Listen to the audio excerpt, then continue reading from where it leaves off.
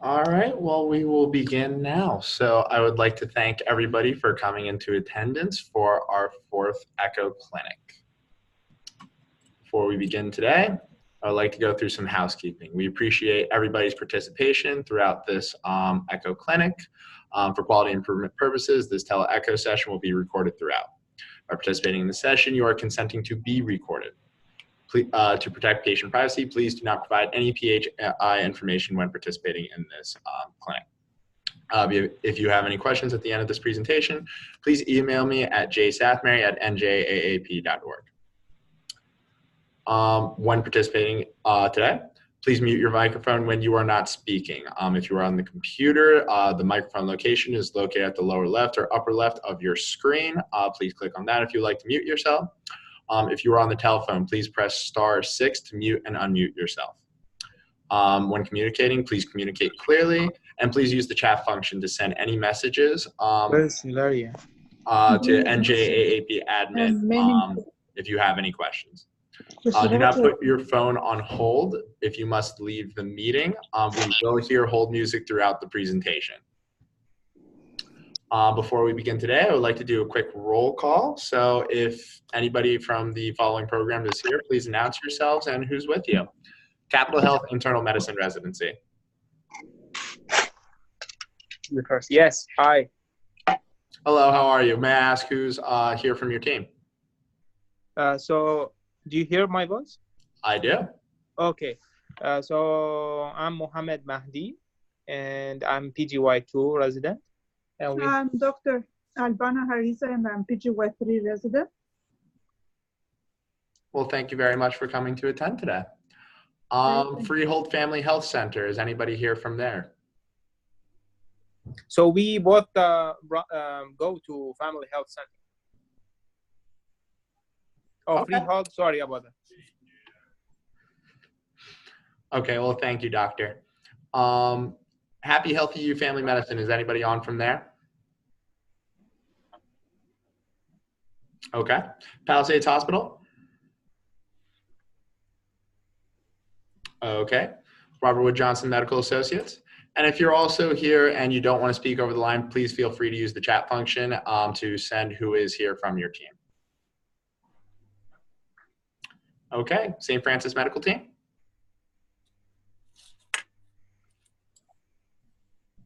All right, and Virtual Mansfield. Hi, it's Mary Campagnolo. I'm here from Mansfield. Hello, Mary. How are you today? I'm great, thanks. Thank you for attending. All right, so if anybody would like to send over in the chat, if they are here, if they don't want to say anything over the line, who is there, who is with their team. Okay. Accreditation, application for CME credit has been filed with the American Academy of Family Physicians. Each physician and clinician must complete the evaluation at the end of the presentation to receive credit. You receive an email by close of business tomorrow from me with a link to the evaluation.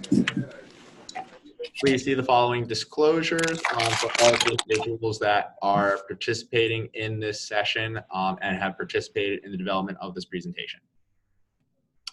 And now I would like to introduce our speaker for today, Dr. Cindy Barter.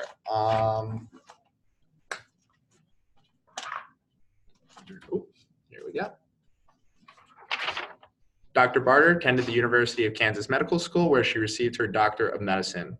She completed her residency at DeWitt Army Community Hospital in Fort Belvoir, Virginia.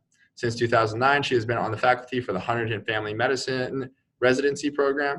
She directs patient care at Hunterdon Family Medicine at Phillips Barber and is responsible for providing and teaching maternity care and inpatient family medicine rotations. So now, without further ado, I would like to turn the presentation over to Dr. Barter. Dr. Barter, you are free to begin. So again, I'd like to comment that this is not really me as a speaker. This is really a collaborative discussion. So thanks for the introduction. But again, the point of this is really to have everybody participating. All right, I'm getting a message about a Zoom group chat and letting me control the screen. Do I need to do anything with that, Jake? Just double left click on your mouse and you should be able to take control of my screen.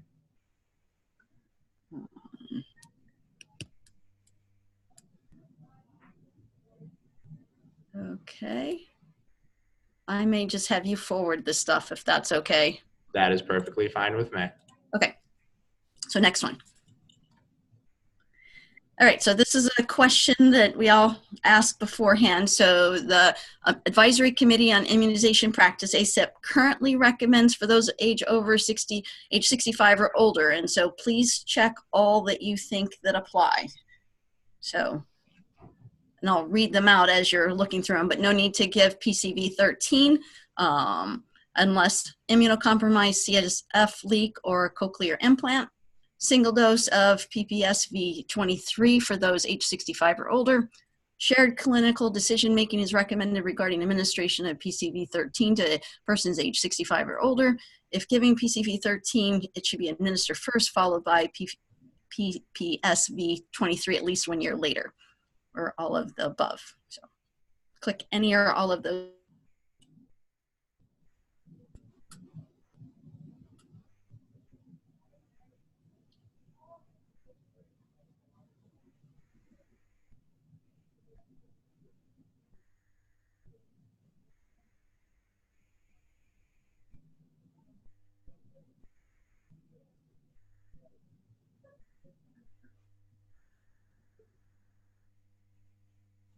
Do I need to answer it, Jake, for it to go on, or? Okay. I will share the results right now. Okay, so it looks like the majority are picking that you give 13 first and then 23 later. And we'll kind of go through this as we go along. So I'm going to close the results and we're going to go on to our case and then we'll come back to this. So Jake, if you'll move to the next one. So 65-year-old male seen in your practice 4 or 5 years ago, but not had insurance at that time, now has Medicare. He was recently in the hospital with an MI, a new onset congestive heart failure, but doing okay, comes to see you for a transition of care appointment. Prior to discharge from the hospital, he received 1 vaccine, doesn't remember what it was. So one of my questions is, within your systems, you don't need to go to the next one yet, Jake, but do you have a way to figure out in your office which vaccines were given in the hospital? It doesn't necessarily relate directly to, like the pneumococcal vaccine rates that we're recording, but it's just another place that people get vaccines, and how do we know that they've had them done? So looking for input.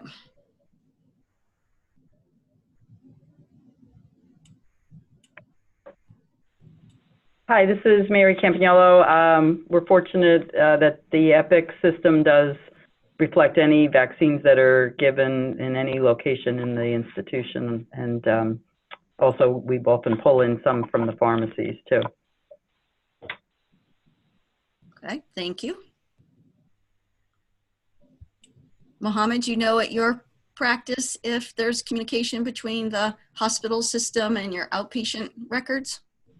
Yes, so we have the access to the system in the hospital, which is Cantada, and we can open it, and it's not integrated with Athena, the EMR that we use in the health center, but we have the access to Cantada, and we can open it and we see which vaccines she receives or the patient receives.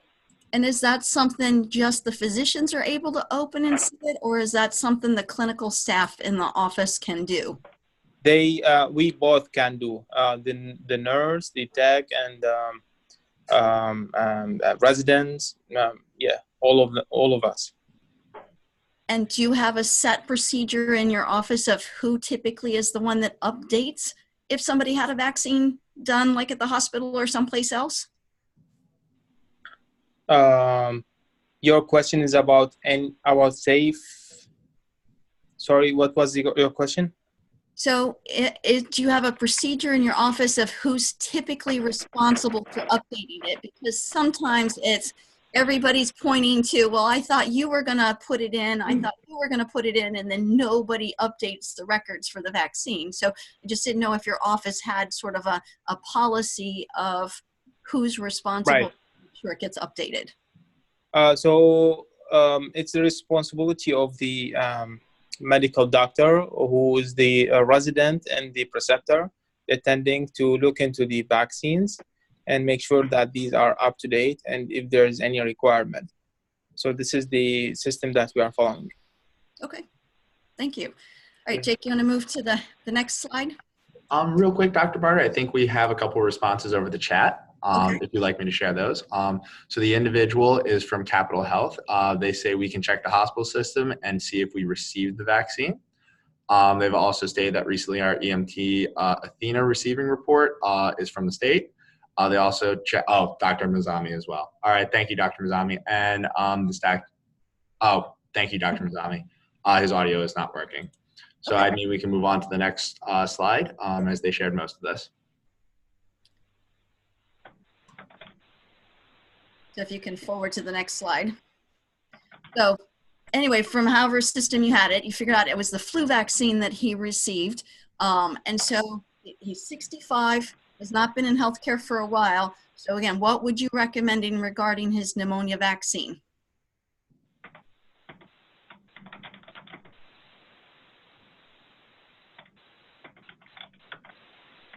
He's in your office today. What are you going to do for him?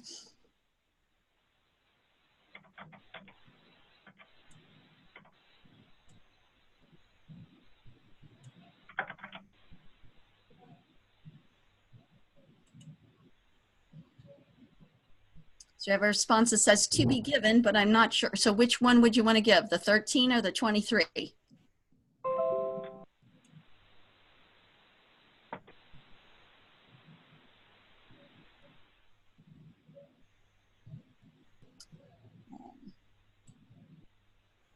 Anybody else that would do anything different than give him a 13?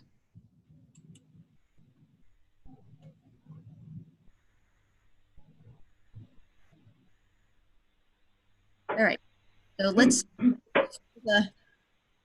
the next slide.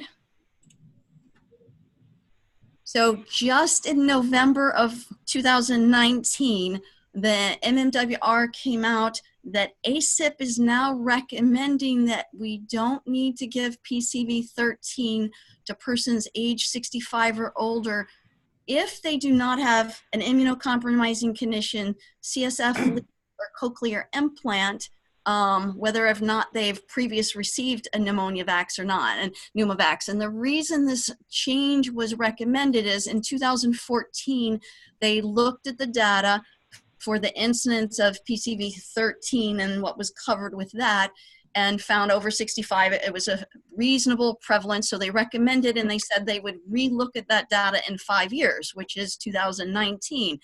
Now they're saying because kids are getting immunized that we're seeing less of an incidence in the age over 65. So this is a new recommendation, and it was just really in the last few weeks that I started reading about this as well. So my recommendation has now changed from what it was.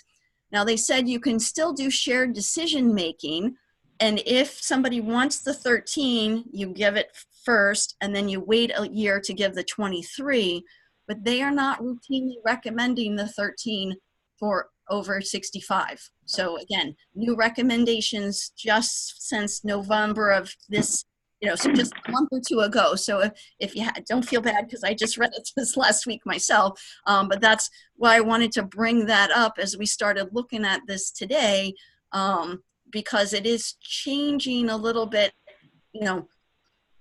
what we may look at. And I feel in a sense good that as we were looking at this project, we said it doesn't matter 13 or 23, we would count any of them that are given. So that still counts for our, as we're looking at our numbers, but there's a little bit less incentive.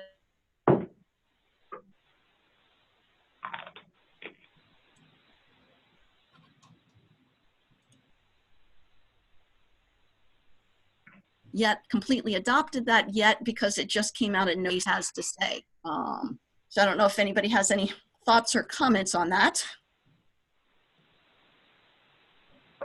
I guess, Cindy, this is Mary. Not sure what was the rationale for not recommending the PCV13, and then what would be the shared decision making that we would broach with the 65-year-old or older person then? So they're basing it on that now they're looking 5 years later, they are finding a much lower incidence of the prevalence of what's covered in the PCV 13. And so they're saying it doesn't, warrant, for the small amount of numbers, the cost of routinely recommending it for everybody, unless you're immunocompromised, have a CSF leak, or have a cochlear implant. And those folks, they definitely recommend still giving the 13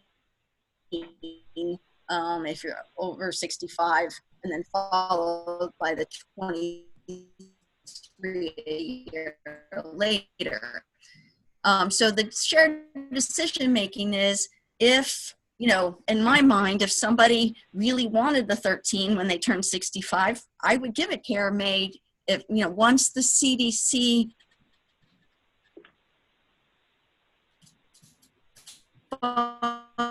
follows the ACIP recommendations, my concern is Medicare will then say, well, we're not going to cover PCV 13. That's all presumed on my part down the road, but that's where that's shared coverage, and I'm going to have a fair number of patients that are saying,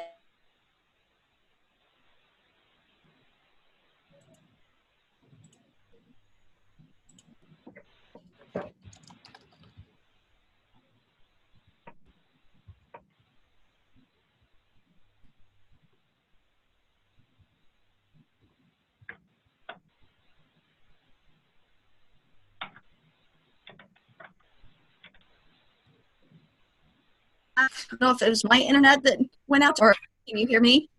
Yes, we can hear you now, Dr. Barter. Okay. Yep, I think my internet had a glitch, so I apologize about that.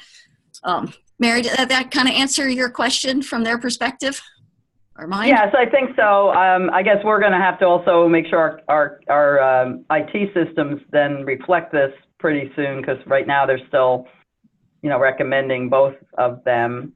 And my concern, I think when you broke up, it was also, will the payers and Medicare cover this, or are we going to be giving people a vaccine that then they're going to be mad that it's not paid for? Right, that's my concern. I think when I got lost, that I was saying that right now, CDC hasn't adopted the ACIP recommendations, but once they do, probably Medicare is going to say we're not covering it. So I don't think we're there yet. So I think we can still be giving the 13 without having not lots of shared decision-making, extra discussion. But I do think over this next year, that's probably going to change. So we need to be aware of that, because I agree with you. If I have patients, if it's not covered by the insurance, they can't afford it, and they then decide they don't want it because they can't afford it. So, I don't know that we need to do all the things to change IT yet, but I do think it's going to be coming this year, that there probably is going to be an official change from that, because the CDC usually does follow ACIP, but it just takes them a little bit of time to make that officially happen. Thank you.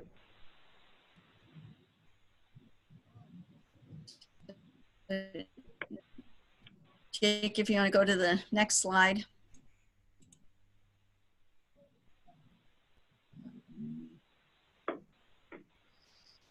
So again, kind of on the background, that there was, with the widespread use of PCV 7 and 13 in children, there's been a sharp decline in the pneumococcal disease among unvaccinated children and adults.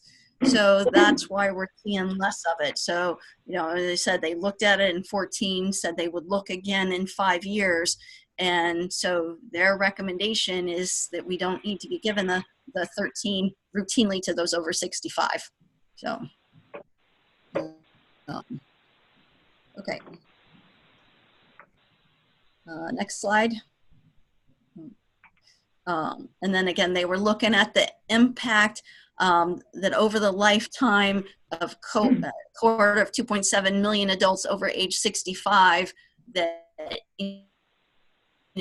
4,000 to 11,000 cases of pneumonia, and it's hard to read through it because the other screen is covering over the top of it, but again, they just didn't feel that the economic model made sense to continue to give the 13. So, okay, next slide. And don't mean to read slides to you, but again, they're looking at the cost savings, cost effectiveness ratios in 2014 to kind of now, and really noticing the biggest impact from given the 23. So, any other questions, comments, or thoughts? So within your system, like Mary, you said, you need to talk to the IT people. What is that going to do within your office at this point? Well, we utilize the health maintenance module that encourages the medical assistants with their standing orders to give Pneumovax or Prevnar. So it's going to be confusing to make any change currently until we probably hear from the CDC, as you were saying. And right now, it doesn't force us to give PCV 13 versus PPS 23, first or second, so we can make the clinician can always make that decision. But it will keep showing up the alert that the PCV 13 has not been given if we don't give it. So again, not trying to change office flow, and I don't think in my office I'm going to change things yet, because I think the insurance probably will follow the CDC, but I think we'll probably start having discussions about it to be ready for it when that does happen. Mm-hmm. I don't know if Mohammed, if you're still on, if you have thoughts about how your office might handle this. So we most of the patients that we have, they are non-insured. Actually, they have charity care, so we are not facing the challenge that you guys are facing in your offices with the Medicare patient. So we kind of applying the data and the recommendation freely when the patient needs it, the 13 or the 23. So then it may save your healthcare system and the charity care dollars if you fairly quickly went to just recommending the 23 instead of the combination of the 13 and the 23, it sounds like. Kind of, yes. And so something to think about is how in your office would you disseminate? Your voice was broken. Sorry. So how in your office, thinking through, you don't have to have all the answers, but think through how might you disseminate this information to your office so that way, everybody in the office is on board to know the new information.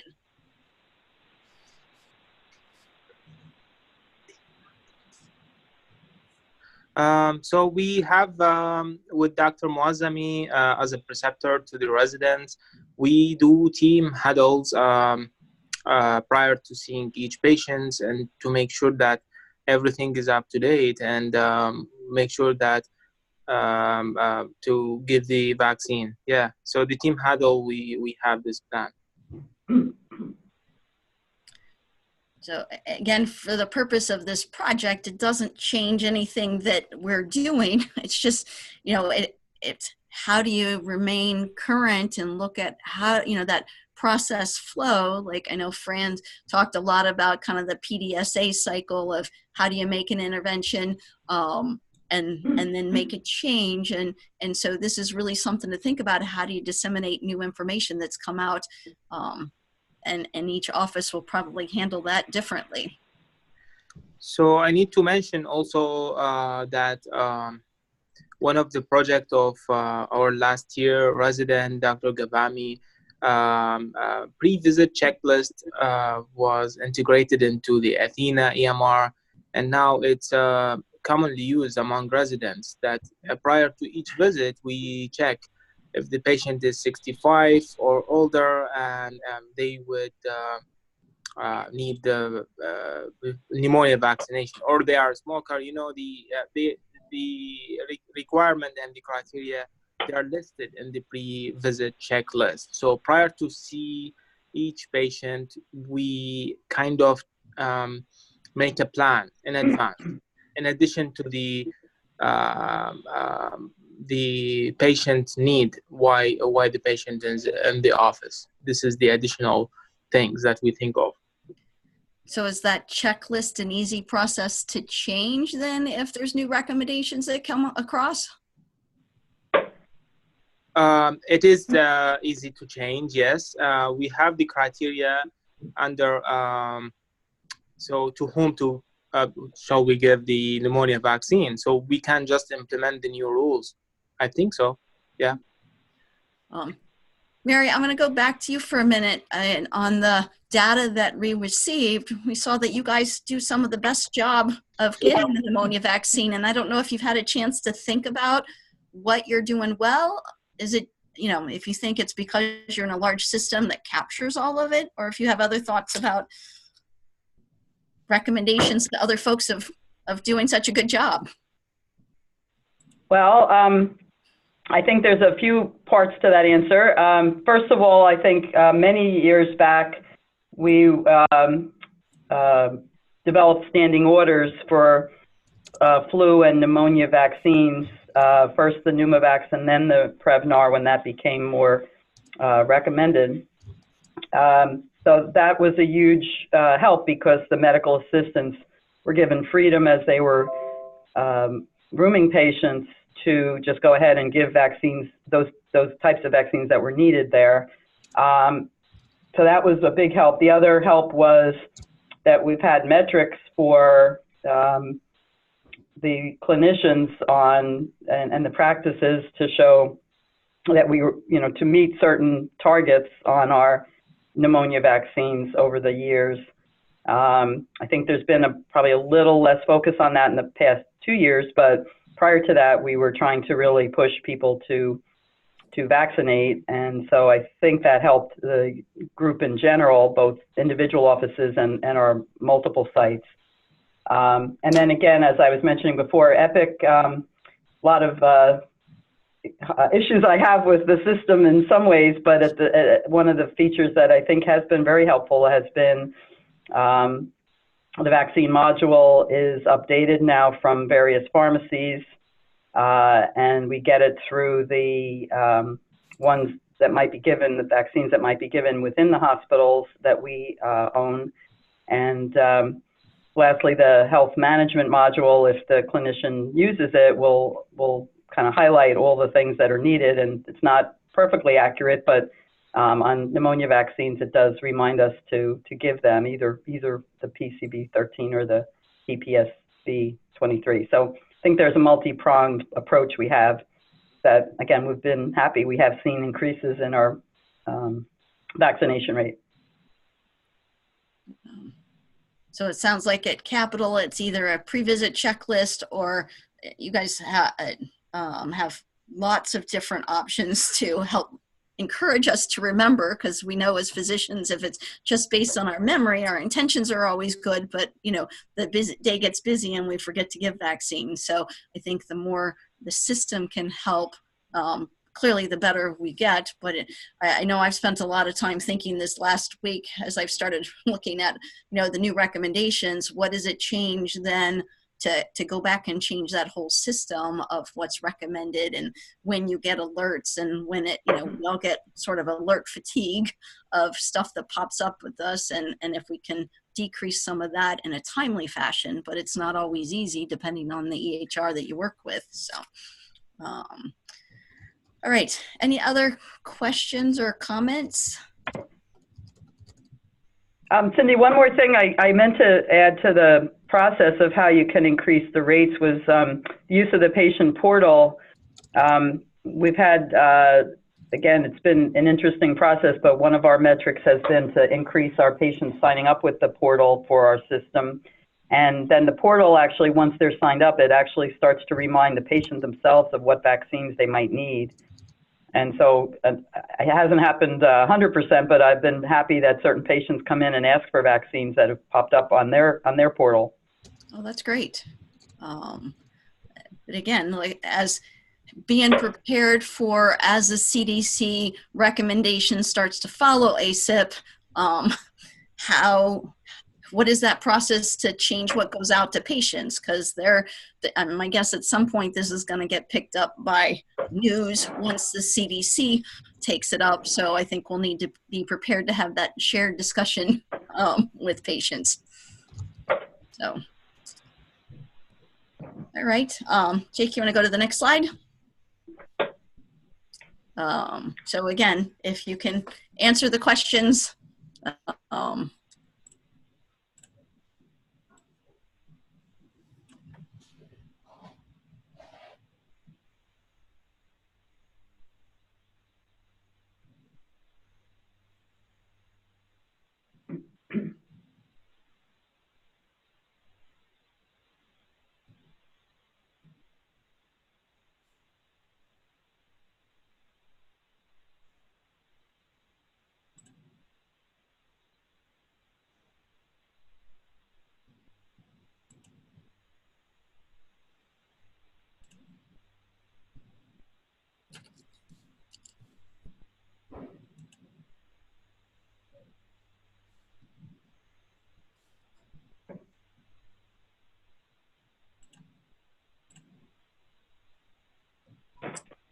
All right, so if you clicked either all of the above or all of the answers, they are all the ACIP current recommendations. So everything is correct that's up there, that you don't have to give the PCV13 unless they're immunocompromised, CSF leak, or cochlear implants.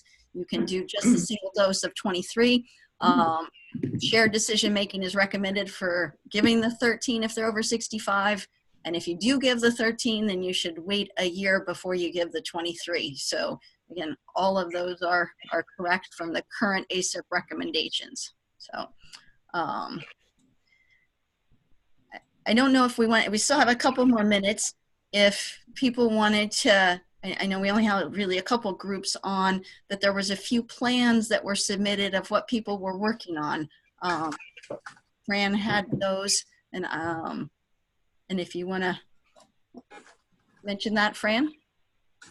Oh, thanks, Cindy. Actually, what I'd like to mention is our action item, because as folks may recall, we tried to have an action item to connect today's session to the one for tomorrow on QI. So we don't have a slide on this, so I'll just talk through it very quickly. So there was mention during the session of leveraging the EHR to identify patients who may need a vaccine and their status. So what we'd like you to do, and this will be quick, is to run a report from your EHR this afternoon or tomorrow morning on anything related to vaccines that you choose. Any type of report that might already exist. I know a lot of these EHRs have canned reports already built in to provide you with data on either vaccine status or both.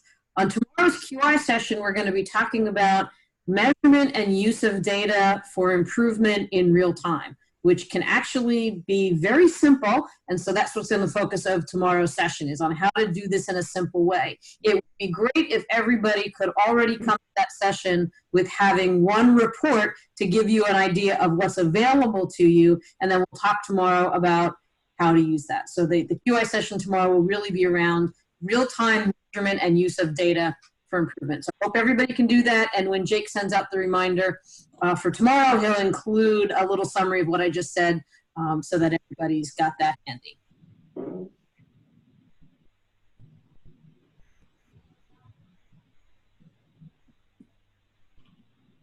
Okay. Any other comments or thoughts? There is a question, Cindy, in the chat. I don't know if you saw it. Oh, as far as I know, ACIP has not changed any recommendations for under the age of 65. So, you know, we're still giving the Prevnar to our younger folks, and if folks have, you know, a pre-existing condition, you know, asthma or there's something else, there's, you know, there may be reasons, but that has not changed in any of their recommendations.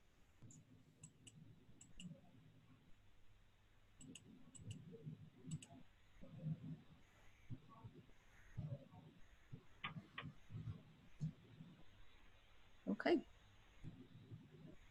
Thank you, everyone. Thank you, Cindy.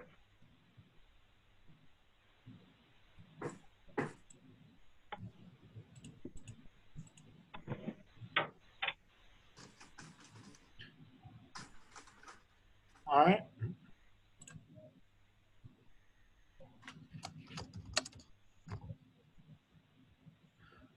Well, I don't think we'll have any questions for the remainder of the session, so I will give everybody 15 minutes of their time for the day. Thank you very much for everybody attending today, and we look forward to hearing from you tomorrow on the QI Clinic. Take care.